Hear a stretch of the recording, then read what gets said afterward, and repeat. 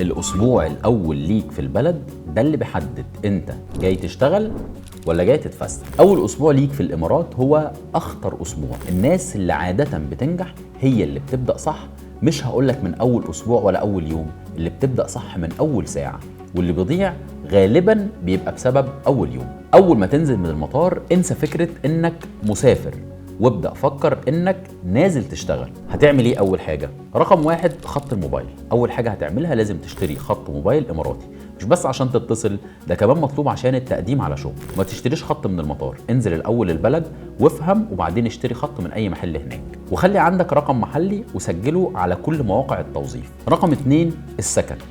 لو معاك ميزانية محدودة اسكن في مكان نظيف نوعا ما ورخيص، وممكن يبقى بيد سبيس او شيرد روم، لان ده مش وقت فنادق ولا وقت انك تقول انا عايز اخد اوضه لوحدي او اخد بارتيشن لوحدي او اخد مكان لوحدي. بس اتاكد ان المكان اللي هتسكن فيه يبقى قريب من محطه مترو او باص، لانه هيوفر عليك ساعات كل يوم في الطريق رايح جاي. طيب الحاجه الثالثه، ابدا افتح لينكدين اللي انت كنت مفعله من مصر وابدا دور على شغل، وابعت بقى الرساله الجديده باعتبار انك موجود في البلد. كل يوم تصحى تدخل تقدم وتبعت، وحدد 10 شركات يوميا وبعت لهم حاجه حقيقيه مش قص ولزق، لان كل انترفيو هتعمله محتمل يبقى هو ده شغلك، وكل سي في بتبعته ممكن يغير مستقبلك. ولو محتاج تستثمر في لينكدين بريميوم بحيث انه يفتح لك مزايا اكتر، ما تسترخصش لانك دافع قد كده عشان تيجي، فاعمل ده.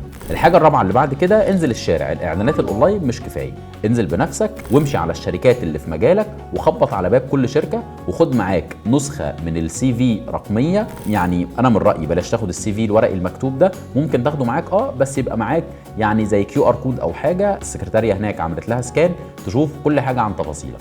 الناس بتحترم الجديه والجرأه. الحاجه الخامسه خليك نشيط بس ذكي. مش معنى انك بتعمل كل يوم مقابله انك ماشي صح، خلي عندك تتابع واسال نفسك هو انا كده ماشي صح؟ هل انا السي في بتاعي واضح؟ هل اللبس مناسب؟ هل الانجليزي بيقدمني فعلا ولا بيكسفني؟